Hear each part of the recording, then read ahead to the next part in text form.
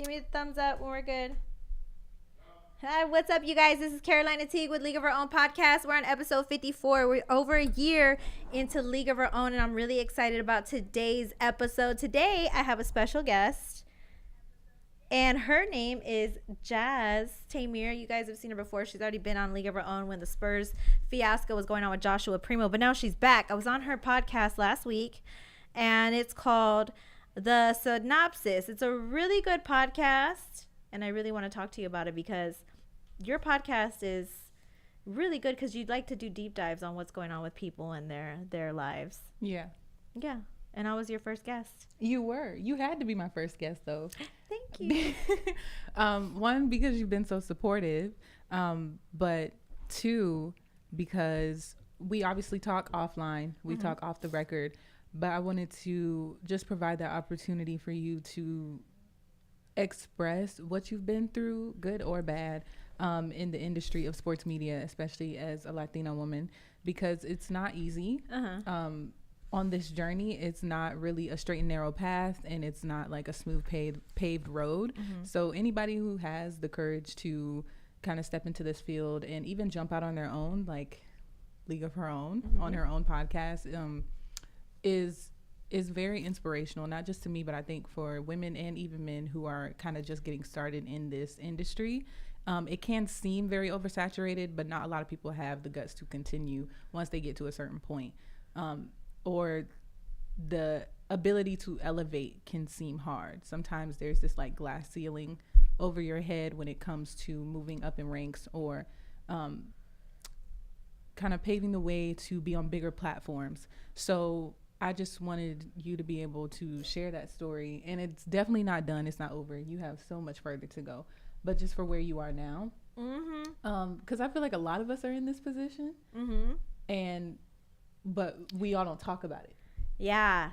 It's kind of left unsaid. It's like, we're all grinding. Yeah, I'm grinding right now. But what does that look like? You know, what does it look like before Bleacher Report, ESPN, The Boardroom, and all these other big sites where you can either talk sports, write sports, anything like that? Well, you know what's interesting is because, and I advise you guys, if you guys really want all the chisme about what I went through from my journey from ESPN to San Antonio, back to the ticket, back to ESPN San Antonio, to the Sports Dime, to San Antonio Sports Star, to the League of Our Own podcast. It's a whole ordeal that I went through, and I go into a deep dive as to what happened. And thank you for allowing me to do that on your platform. It's an incredible podcast. I'm excited to see the future of it.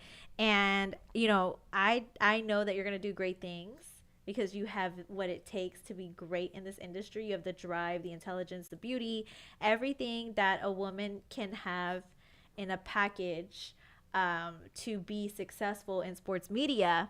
And so I was excited to just kind of be on your show and just have a good time. You know, like people are watching. Hey, Chris, how are you guys? We're going to talk about sports in just a few moments, but I do want to give you all the props in the world because it is not easy being a woman in sports media. We have been, even for your short time in this journey, it hasn't even really been the easiest, right? It's kind of hard to navigate. It's not that easy, but it's not that hard either. I mean, you know, you at least have, you know, you have your guides that'll lead you in a good direction, but I do think your future is really, really bright. So I'm excited to see. And she also provides bomb Spurs coverage. Thank you. You did such an amazing job last year. And if you guys don't know this, Jazz was in the Spurs locker room. And the Spurs had a losing season. Yeah. And between, I'm sorry, I have allergies. And between me and you and a handful of writers for the San Antonio Express News. Shout out to Tom. Shout out to Tom Orsborn. Shout out to Jeff McDonald. Shout out to Raul Dominguez. Yes. And Mark Mendez, the people at KSAT who were the cameramen. With the exception of the cameraman in the back and a handful of people, it was just literally us at every single game. Low key, yeah. There were some nights where the press room was a little scarce, but that's okay. It's not no more. It's not no more, and it definitely won't be. Never. It's actually even harder for us to get in the room now. Right. Press room gonna be packed. Press room is gonna be so packed this season. If you like, the Spurs season was drier than I don't know, a Popeye's biscuit without a drink. But now it's wet. I will say that is also one of the reasons why I started the synopsis.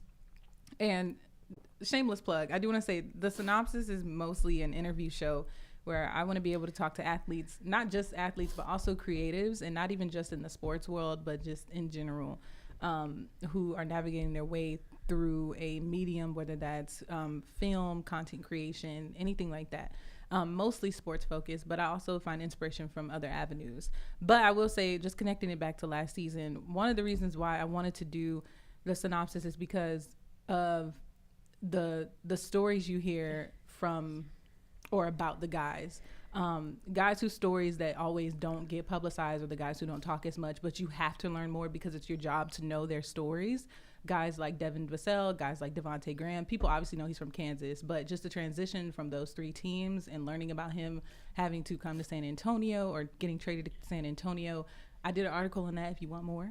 Asked him a few questions, he answered.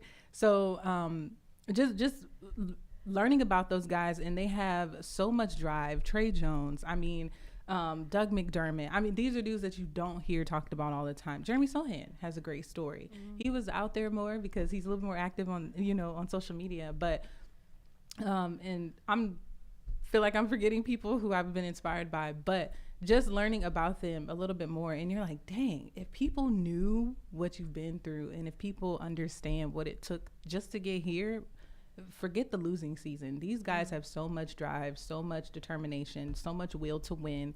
They work really hard, and that happens at all levels of in sports and in basketball. And so I just want to be able to give athletes like that platform and ask them deeper questions about their journey. So that's what made me want to start it. That's exciting because I can't wait to see what players you're going to have on. And, I think some good stuff is coming soon. So I can't wait. And I'm excited because, it's good that you want to tell their real side because there is a real side to them. And it's good that you give them the platform to share that story from like a podcasting perspective or just a different perspective, because people need to see that side. Like, people always say, like, want to criticize, Keldon for the way he performs in certain games, or Devin Vassell, but then there's also that side where they're also human and they, put a lot of hard work and determination to get where they're at. Exactly. So I'm excited to see what kind of stories that you get, because like you said, you had the Devontae Graham. I have a feeling some Spurs might be on, so that'll be really cool. I know. I'm just going to speak it into existence. You never know. I mean, but the Spurs, honestly, low-key, are really supportive for women in sports. They are. They are really supportive in a good way, not in a way where they're trying to overstep their boundaries, but in a professional way. But they have a good role model. Coach Pop definitely is one of the coaches that supports women in sports. There's a woman on his coaching staff now. We all, of course, know Becky Hammond. So I believe it's the precedent. I mean, we've been around the women who work in the sports organization, very loving people, and they seem to be very supported by everybody in the organization just because they do their job so well. So yeah. And that's what I really love about the San Antonio Spurs is that, we're going to talk about the Hall of Fame speeches and what we thought, which we might as well roll into the Hall of Fame speeches. Becky Hammond, Tim Duncan went into the Hall of Fame. What are your thoughts overall on everyone's speeches and, Coach Pop and all that good stuff? And it was crazy seeing everybody there. Tim Duncan, Manu Ginobili, Tony Parker. There was a guy named Mark Burnett who's a super Spurs fan. He was at the Basketball Hall of Fame. And he was actually having the players. He got the Hall of Fame tattooed on his what is this called? Your forearm? Your forearm. There you go. Your bicep. No, I'm just kidding. Your forearm. He got the Hall of Fame tatted on his forearm, and then he had all the Spurs autograph it with a black marker, and then he would get their autographs tatted. So he got a ton of autographs, and I thought that was really cool. That's so there was so much support from the San Antonio Spurs organization to be there. So what are your thoughts on the Hall of Fame speeches? Look, we want to give a big congratulations to Coach Pop, too. He just signed 5 years with the San Antonio Spurs. Congrats, Coach Pop, the greatest of all time. Literally. What is your thoughts on some of the Hall of Fame speeches, and what did you get from them? I jotted down a couple things. My first thing I got from Becky Hammond was This, she said in her speech, God knew my end before my beginning, and then he backed up and began me. I was like, girl, if your coaching is anything like your speech writing, man, I was floored because, again, if you're in this business, you love just the journeys of people trying to like bulldoze their way through this business of sports, this world of sports. And she has a great story, but just the way that she profoundly said that as a believer in Christ, I found that so insightful for her to say, because just to recognize that kind of God had his hand in her journey, and that everything she went through and everything she did was for a purpose, for her to be standing on that stage at that moment at the Hall of Fame.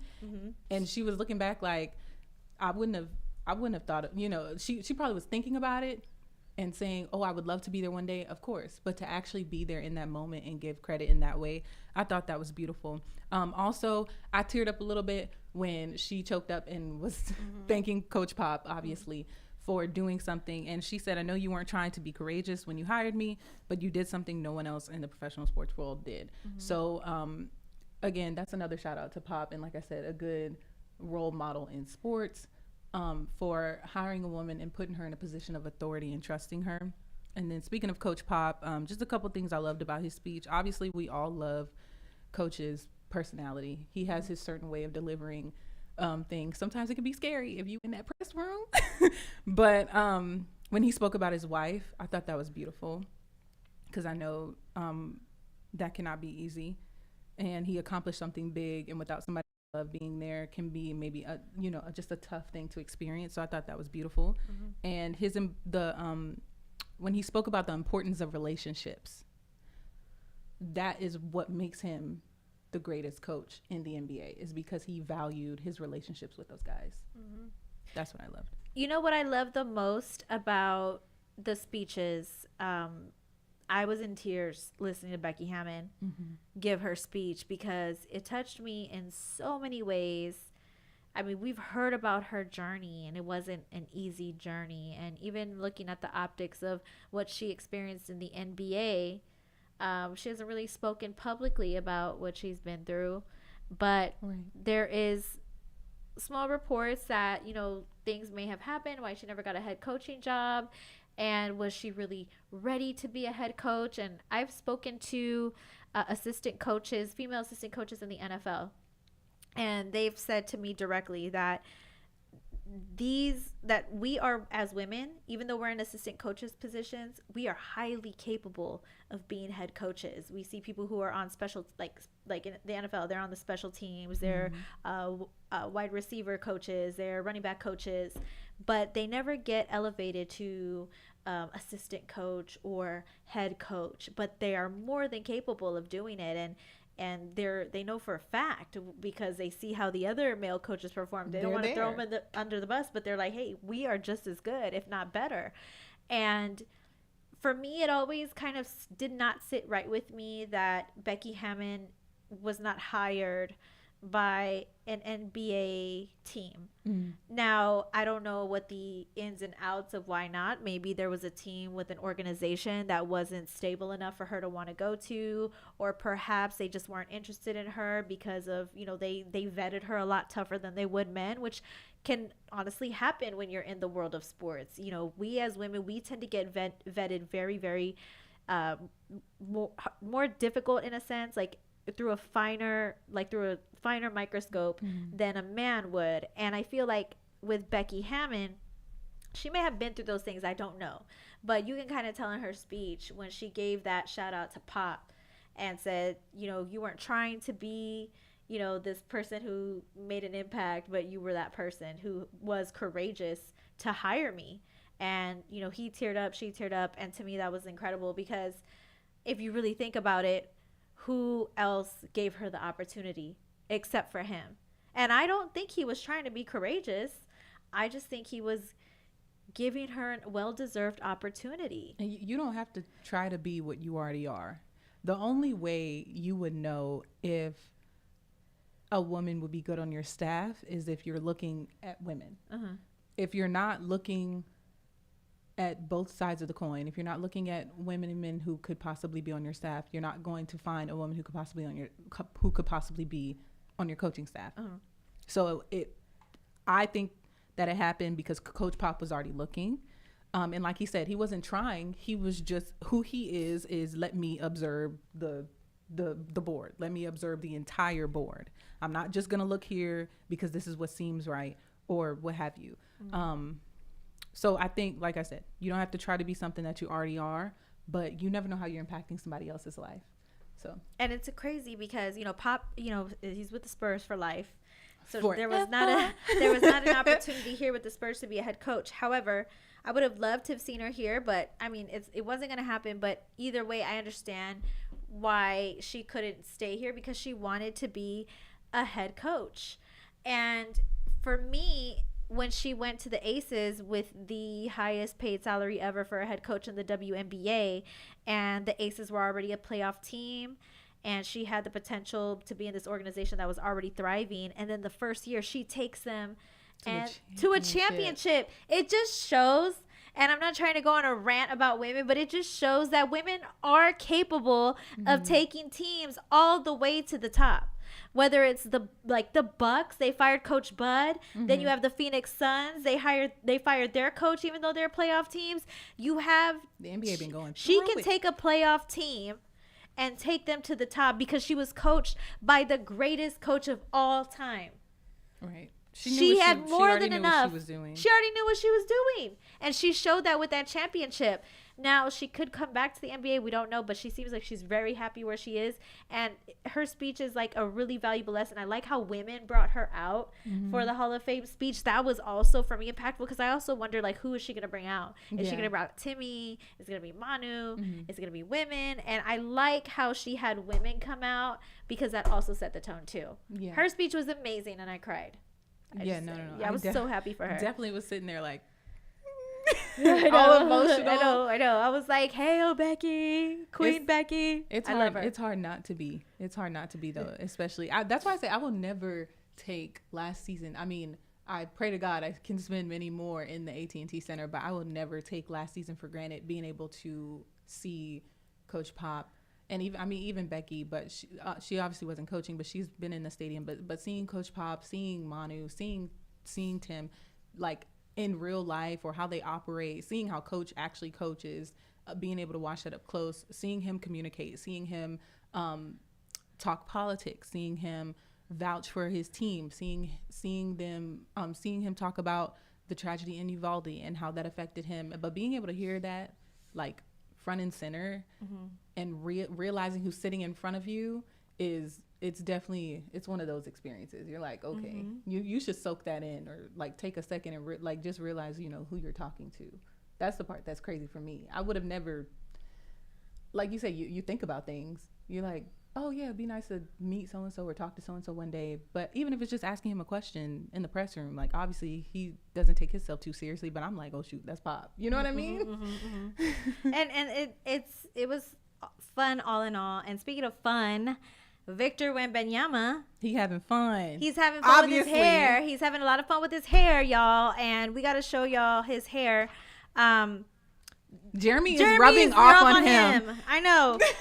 Jeremy's rubbing off on him. What's going on? Because I think they're besties. Are they best friends? Like, we need answers to this. Like, I actually think he looks really, really handsome like this too. He looks nice. He looks really handsome. Like, how do you think that conversation? I'll be Jeremy. He's probably like, yo, bruv. Let's pretend. Okay, do you want to be Jeremy? You want to be? I'm gonna be Jeremy. Okay, and I'll be Wemby. Okay, go. Okay, go. You gotta say something about my hair though. Oh, your hair? Okay. Like Yeah. Okay. I really like your hair. It looks good. I like it. You look like a purple blonde. I love it. Yo, bruv, you should really maybe come to my hairdresser or something like that. Oh, I gotta have an accent.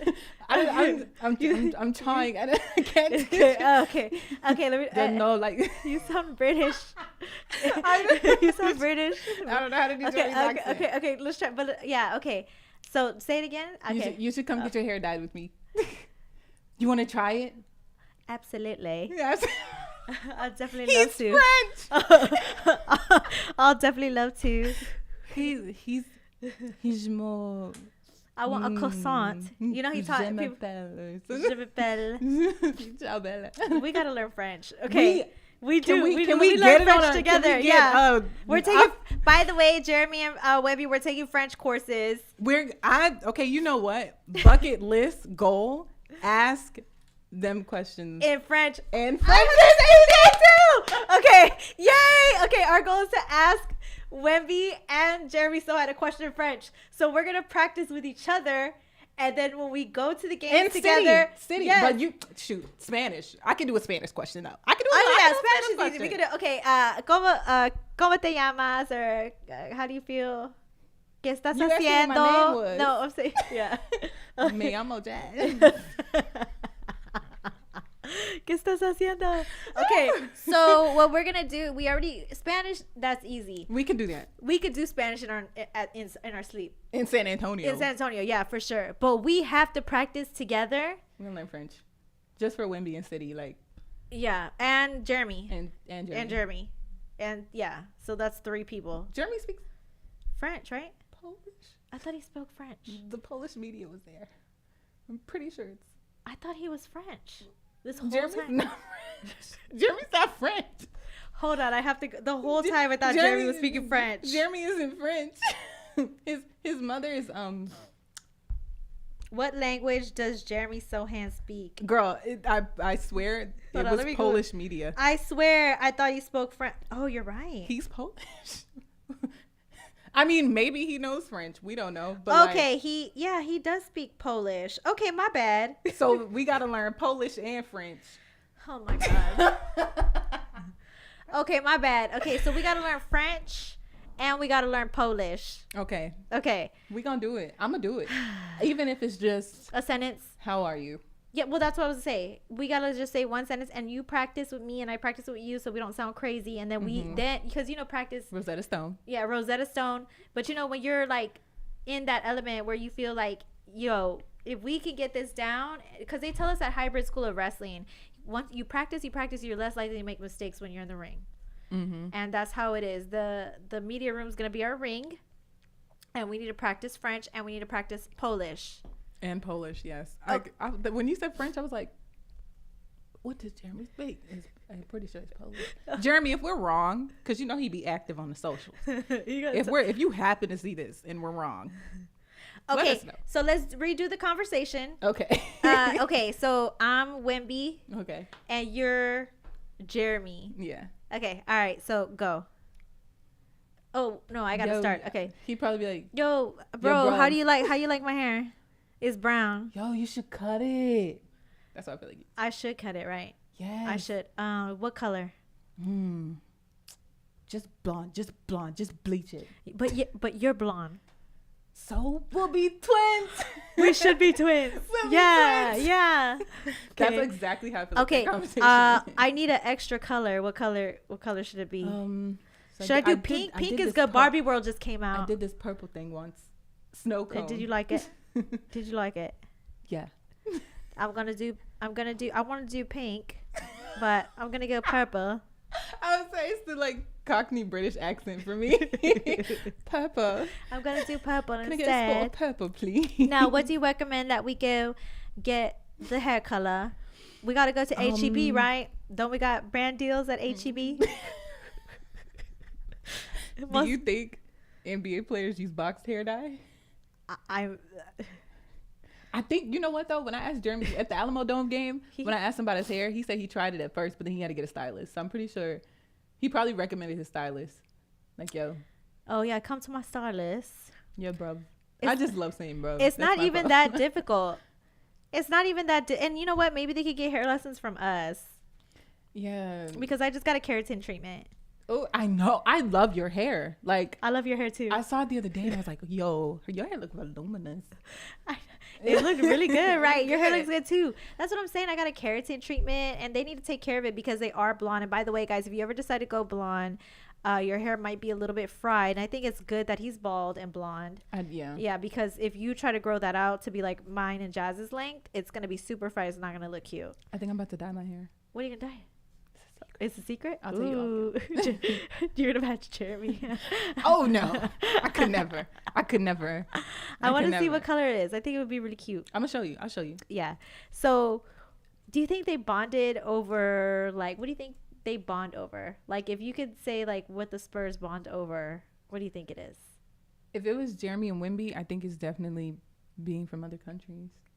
Yeah, and city. And hair, obviously. I don't know. I feel like for that to happen, like when Wemby said he was gonna leave the media, he definitely did. Like he vanished, and then he popped back up for his score on the NBA like 24 game, but that was this was really the next time we really saw him like doing anything, interacting with the team or anything. So I feel like him and Jeremy had to bond, like really bond for him to.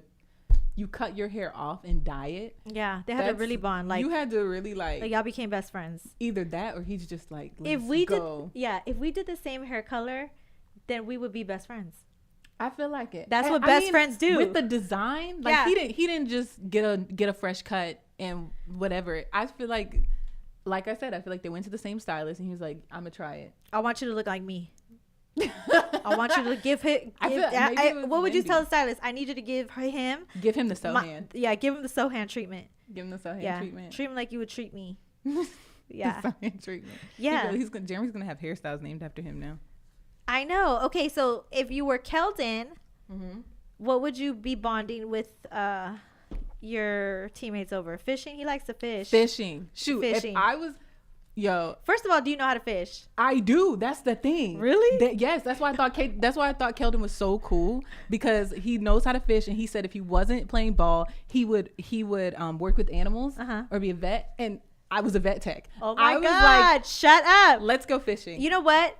And talk about veterinary stuff. Let's go fishing and talk about freaking. I don't know. Play with some baby goats or something. I love him because he loves boxing like me. He does. I feel like he could knock somebody out. That would be so. If you and Kate, like I feel like if you had to hang out with Keldon, or let's say we both hang out with Keldon for a day, it would be the perfect day. It would be go fishing, rescue some puppies, and then go to a boxing match. No, and then like fight somebody in the ring, like during like training or something. Fight somebody. Yeah, and then fight somebody. He probably want to fight somebody in the ring though, private, no cameras. To fight? Yeah, I don't want nobody seeing Keldon fight. He's our friend. Oh, okay. Yeah. So yeah, but we could go to a boxing match. Go to a boxing match. But fishing for like my daddy taught me how to fish. So I grew up like when I was in Virginia, which is funny. He's from Virginia. Oh shit. I was born in Virginia, and there's a thing out there. You go fishing. You go crabbing.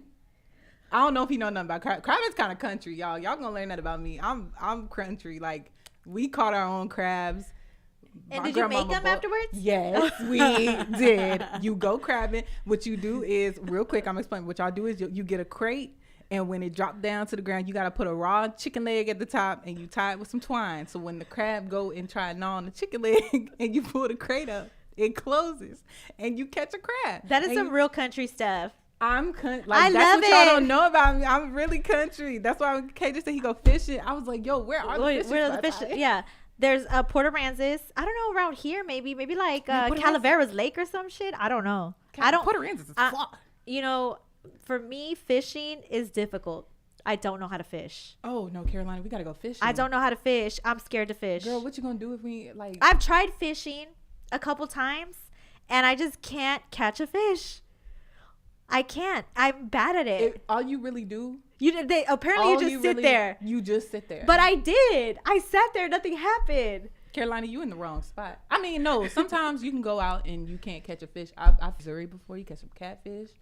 It's fun. Girl, I would sit there for hours, like 5 hours trying to catch a fish. You gotta bring like snacks. You gotta bring like a nice hatchback you play some music out of. You gotta like be willing to get a little dirty. Go play in not really play in the water. You gotta, it depends on what kind of water you in. But like, can I ask you a real question? What? You went crabbing. Yes. Sounds really interesting. It's so fun. Okay, so it was fun. It wasn't traumatizing. No. Okay. So even though I love animals and I've like saved animals' lives before, I love fishing and crabbing. It's the circle of life. You know what? Oh, sorry, Mom. For me, I had some experiences as a child that were traumatizing. So back in the day, we would go to the valley, and which is down south of Texas. and my grandparents would take me to the back of the ranch, and we have to like watch them shoot and kill pigs, and then cook them and eat them for dinner. See that is like a whole make nother, bacon and stuff. Now that's traumatizing. Okay, so my father actually had to grow up doing that. My father, they grew up and they raised their own food because they grew up in a little place called Colonial Beach in Virginia. That's what my dad had to do. Now the shooting animals and stuff, I've only seen that. Well, I've seen I've seen people hunt, but like just shooting an animal, I've been in like the backwoods of Georgia, and there was snakes in the yard, and I've seen somebody the snake. See, I've seen pigs get killed. Now that's I love scary. Piggies. Don't do that to the piggy. I know, but what Mexicans love chicharrones, pork rinds. So my family had to do what they had to do. I'm glad y'all did it. So if Devin Vassell had to bond with Wemby, what is Devin Vassell bonding with Wemby for? Like, how are they bonding? What do you think? Yeah, like, what are they gonna do? What would they do together? Like, what do you think? Devin is introducing Wemby to American hip hop. They're listening to Lil Baby and Gunna. Okay. So I'm just saying that because Devin is like y'all seen his like game day, but like he's a huge Lil Baby fan. Okay, so he's a big fan of Lil Baby. Yes. And in his new album too. People keep saying his new album is one of his best albums to date, but then some people didn't really like it. I like the last one. I ain't even heard the full new. You know what? The one that isn't Gunna a rat? Oh, you mean Gunna's new album? No, is Gunna a rat? Do you think Gunna is a rat? See, that's a whole other. Do you think Devin listens to Gunna because Gunna might be a rat? I don't know if he's a rat or not, but people say he is. People say he isn't. He said that YSL is a gang. So can you listen to this is not alleged. He said it in the court of law. Well, he responded with yes to the question by the court. He responded with yes. I see this one. Is he a snitch? Is he a rat? I mean, did he tell? Technically, yeah, he kind of did. Yeah, he did. But here's the thing: if somebody is a rat, right? And if you guys don't know what a rat is, in the mafia back in the day, you have all the the families, the Gambinos, the Lucchese's. It was like a sin to snitch on your friends during a crime because then they would arrest the whole crime family. So the best person that I could do to describe that was, God, what was his name? Oh God, I can't remember. Sammy the Bull. Sammy the Bull is the most well-known mafia rat of all time. He took down. I think he took down John Gotti, or I can't remember who he took down, but Sammy the Bull is one of the biggest rats of all time. Read about that. And nobody messes with Sammy the Bull. What he did was really bad. He took down, you broke bread with these people, you committed all these crimes, but then you're going to turn around to avoid jail time and snitch. I don't know, but to do that and then drop an album, and then the album so that's what I'm saying. And then so that's what I'm saying. If he did tell, was he wrong to tell when like a statistic came out in Atlanta, my other home, shout out ATL, that the crime rate went down 35% ever since they've been locked up. So I'm just like, my God, if he did, like, can I just say something? If you're in a gang and you talk about it in your music and you talk about it in your music, you talk about shooting, you talk about killing, you talk about robbing or whatever, all that good stuff, and then you go and you snitch and you're out of jail now and you drop an album, is it acceptable, like a Tekashi 6ix9ine, is it acceptable to listen to their music after you snitch? Is that cool? Can you listen to a rat publicly? Not if you sitting out here calling them a snitch. You just look corny. If you sitting out there calling somebody a snitch and then you sit in your car and turn on in the radio, like, bro, there's so many other things you can listen to. But you still like his music. So like hypothetically, like me personally, I don't just be like, yeah, turn on that Gunna. You know what I mean? Like, I'm not that type of person. But if like a song of his were to play, I'm not gonna act like I've seen Gunna perform live. Like back in the day, I was like, yeah, I mess with Gunna, but I'm not like free Gunna. Like, I was not that girl. Okay. I wasn't that girl. So I'm not really in that group to be like conflicted about whether or not I should turn them on. Okay, yeah, I was conflicted about certain. I was conflicted because I was like, you know what? I like their music. Yeah. But is it okay? Is it That's okay for me? Are people gonna judge? You know, I care too much about what people think. So I'm like, is it okay, like socially, for me to listen to this? Because, you know, if you rap about it, shouldn't you really be about that life? And I'm not even. I mean, I ain't gonna front like I was in the car. Like, yeah, like I was in the car. Like, yeah. If y'all know this, it's in one of his songs. I can't really say the title for real, but I just feel like if you're out here like talking about the man, dogging the man for being a snitch, and then you gonna turn on his songs, you just corny to me. Okay, so if you're Devin Vassell, I'm gonna be Wimby, and you're gonna be Devin. Mm-hmm. I'm gonna ask you about American hip hop. Okay. And you're gonna give me 3 rap artists I should listen to. Disclaimer: I do not represent him at all. But no, we're black artists. We're acting. I know. He'd be like, I don't listen to that shit. The fuck is she talking about? This is just my best guess, y'all. Okay, like, bro, I'm Wimby. Okay, I'm Wimby. Okay. And I just dyed my hair. Okay. So. Okay. All right. What's up, bro? Oh, he wouldn't talk like that. Okay, bro. I'm Wimby. What's up? What's up, Devin? Yeah. Okay, I need to know what y'all listen to in America, and I need 3 artists. Can you give me some playlists? What's on your playlist? He'd be like, Devin. Man. Dang, let me see. I gotta find something. Hey, that's funny because Close Friends by Lil Baby and Gunna just popped up on my playlist. I'm not even. I wonder if I can. It's right. Y'all can't even see it. It's right there. That's literally what came up first on my Spotify. Let me see what I got on here. I will put them on to. Don't think too hard, Devin. Devin wouldn't even think that hard. Devin. I feel like for like my best guess would be Devin would literally be like, y'all. He'd be like, here's my phone. He'd be like, this cool. Like, Mm-hmm. check this out. Or Okay. he'd be like, yo, I'll shoot you something. Well, yeah. All He right. seems like such a simple person. Yeah. He don't do all that rah-rah. Like, So he wouldn't answer my question. He would just send me some stuff. it's, you know, from my interactions, like at the camp and stuff, he's really nice. Uh-huh. I Yeah, wouldn't he's say- nice. So Yeah. I feel like he would just be friendly about it. He'd be like, Here you go, he'd be friend. like, man, I'll send you some. I feel like he would just send it to him. Yeah. You know? And I think Because Wimby isn't would. that better? To Yeah, just I think send the Wimby song? would accept Wouldn't it. y'all just Yeah, send the yeah. song? Okay, now if you're Coach Pop, last question before we move on. Oh no, who's gonna be? No, I get yeah. I'll be Pop. No, you want to be Pop or you want to be Wimby? I haven't been Wimby yet. Okay, you could be Wimby. I guess you could be like, ask him about dinner, like where we're going to dinner or something, like dinner wine suggestions, because Pop loves wine. And then Pop would be like, hell no. Yeah. I know. Yeah. Isn't that funny? Do you guys remember when Pop told that story at a press conference that he took somebody to dinner and they requested wine and he didn't disclose the athlete's name? And then when Malika Andrews was interviewing Jeremy Sohan, he told the exact same story and revealed that it was him. He was sitting there requesting wine. But honestly though, I feel like maybe Wimby would have that same run-in with Pop because they are from overseas. And I believe you are of the drinking age, around 19 in France. So let's play.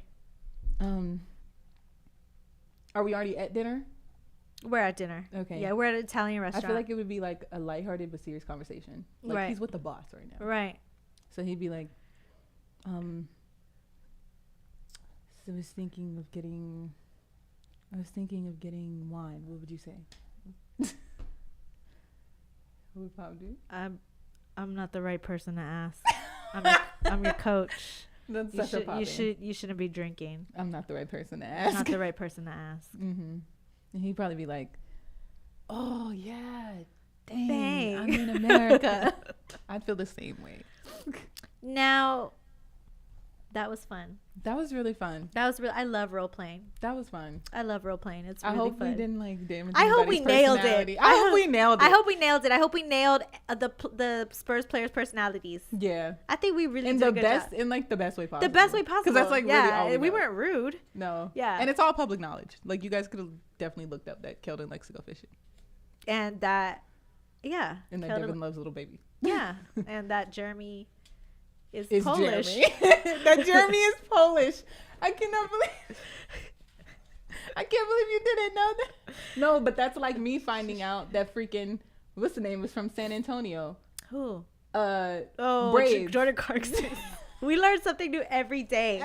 Every day. Okay. Y'all, we do our research, but geez, like well, we can't know everything about everybody. y'all probably just learned something new right here. Okay. Period. Yeah, y'all did. I know y'all found out some new stuff about Spurs players. In those little mock conversations. We had mock we would be really good script writers. I feel like we could. We would be really good. We could do it. Yeah, like 10 out of 10. Mm-hmm.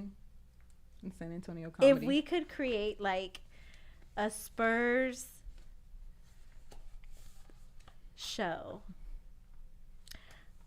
what would it be centered about? Would you make it a reality show? Would you make it scripted? What kind of show?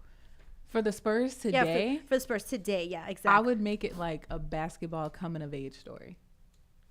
Like just, I would do it. And I would, honestly, guys, because I love theater. I love acting. Like I grew up performing. I love the way that the movie Hustle was shot. If you watch the movie Hustle with Adam Sandler and Queen Latifah, and just watch the way it was filmed, like cinematically, it's impeccable. It's beautiful. I'm a big fan of sports movies. I love sports movies. Glory Road, Coach Carter, Moneyball, 42. I love sports movies. Mm-hmm. That is definitely one of my favorite as far as the way it was shot.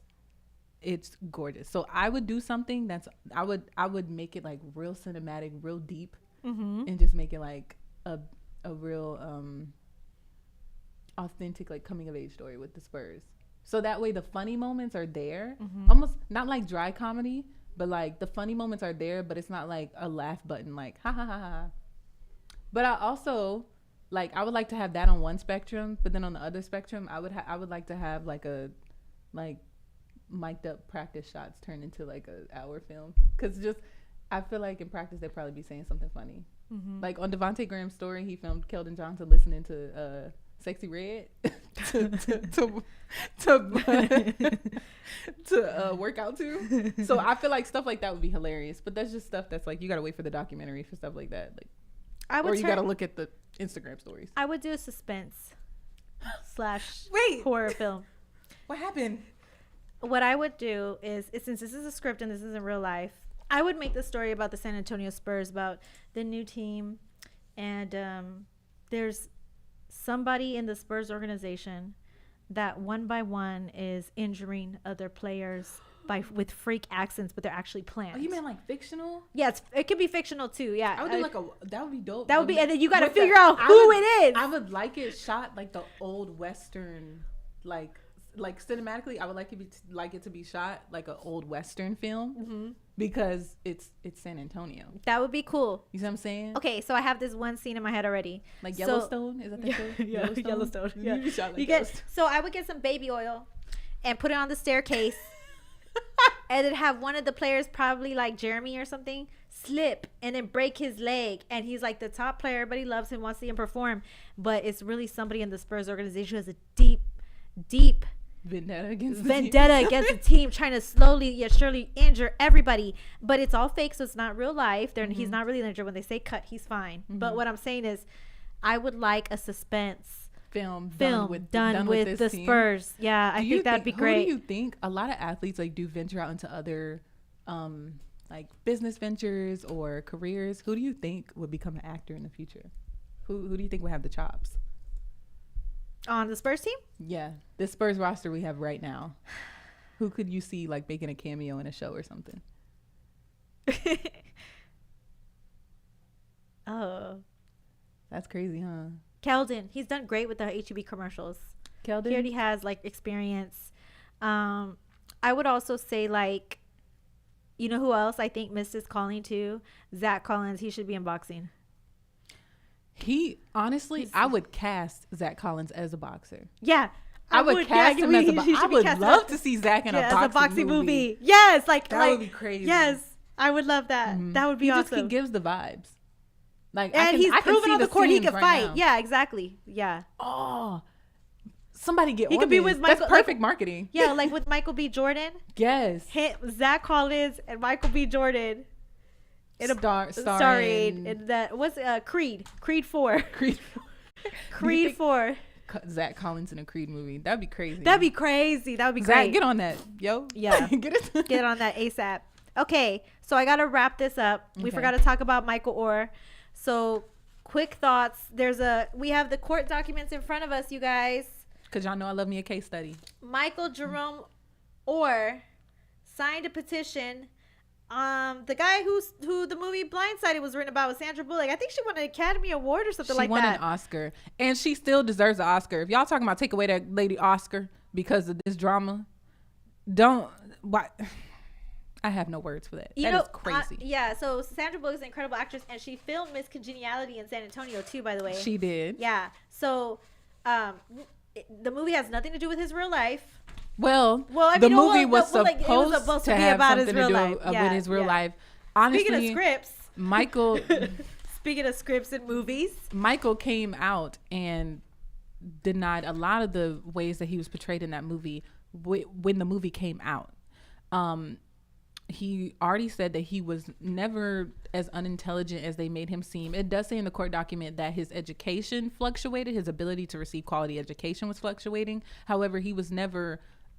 They presented him as being dumb, for lack of better words, and he wasn't. Or uneducated or illiterate, as if he could not read or write. Mm-hmm. Also, he said that... basically the family, the same way that we left the theater or you left watching the movie feeling as if he was adopted by the family, was the same portrayal that allegedly he says that they gave him for the duration of his life. It wasn't like, oh, they did the conservatorship and they explained everything to him in detail. He says that he was tricked into signing these documents because he was blindsided. Basically, he was blindsided. Mm-hmm. Yeah, his whole life he's been goddamn blindsided. If you really read the court documents, I feel like people left some things out, and I'm not trying to, and I have to say this before we go. I have to say this because somebody tried to come on my Twitter and ask me, well, let's say they never took him in and what would have happened to him. First of all, he was playing sports before he got into this situation with the family. I'm not going to say got adopted because he never got adopted. Second of all, he was an all-American in high school. That's the second thing. Third of all, let's not say if he would have never such and such. They did take him in, even if they didn't force him and he was willing to accept the help from the family. Obviously, these were people he trusted. So I don't need nobody coming under what I have to say about how I feel like he was blindsided, talking about well, what if they didn't help him? Just because somebody helps you does not give them the right to manipulate you. And if you are going to sit here and talk about some free Britney all over Twitter, don't change your mind when it comes to an NFL star, because Britney was also a pop star. Y'all ain't asking about her money that she made. Y'all not asking or saying that, oh, she should be fine because she's a pop star. Y'all wanted her out of the conservatorship. And in the document, it says he just wants it to end. And then he wants anything made off of his name, image, and likeness to be reimbursed to him, or at least what should have been given to him, because when you're in a conservatorship, you do have to provide documentation of the funds that were given. You have to express how you're doing things in the best interests of the conservator. Mm-hmm. They did not do those things either. So I feel like if that's the case, he should get what he deserves, because you don't make a movie even based off of somebody, then portray them wrong, allegedly make millions off of the movie, but he never sees the money. You know what? I really feel like he's not just asking for money. Thank you very much. What's interesting about this case was that, this conservatorship happened in July of 2004.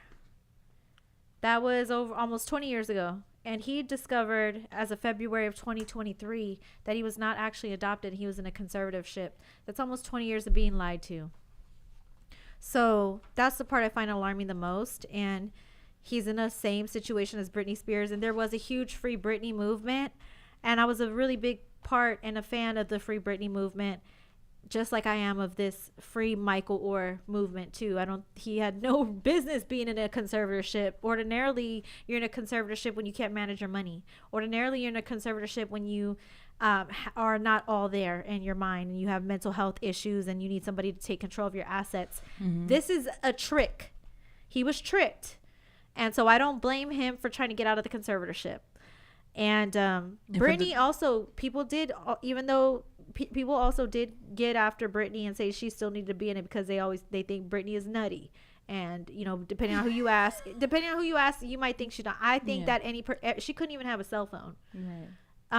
His conservatorship was a little different. It wasn't as strict as Britney's, but it's still being lied to. It's still being conned. It's still being manipulated. It's still being tricked. And it's too many contracts going around. If you're reading the documents, there were contracts with Fox, and other corporations that Michael was never a part of, but his signature somehow made it on the paper. The only way you have authority to put somebody's signatures on the paper is if you're given authority to put somebody's signatures on the paper. But as he got older, why couldn't he read them? Also, he was on the dean's list his sophomore year in college. So it's not like he wouldn't have been able to understand as he obviously came of age. As he became a grown adult, why then couldn't you explain it to him prior to him having to sue you to get out of it? That's a lot of pain.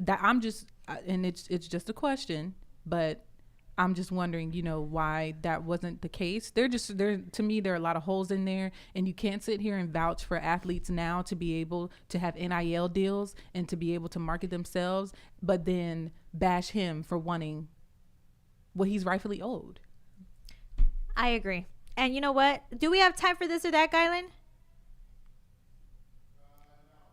So we got to wrap this up. Jazz, it's been fun. Normally my shows are a lot longer, but I have to get going because it's my mom's birthday.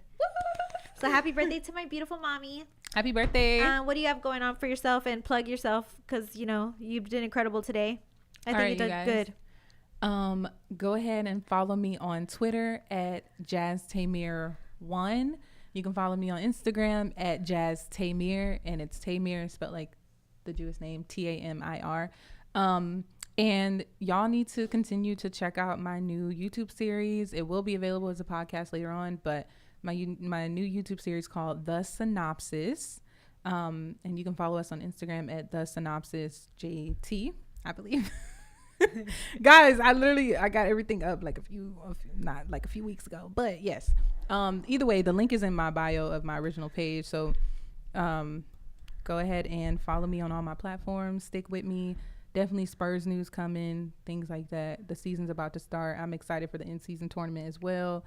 That's pretty much what I'm looking forward to. I'm so excited to see all your upcoming work and thankful to have you on. Always a pleasure having you on, Jazz. She will be back. Cam, big shout out to you, my little honey bunny. I will be at grandma's in just a second with you. Shout out to you guys. My Latinx cover article is dropping in 2 weeks. We did a fun photo shoot. My vlog is out now on the League of Our Own channel. Follow me on YouTube. Love you guys. I'll see y'all next week. Thank you everybody for listening. Bye.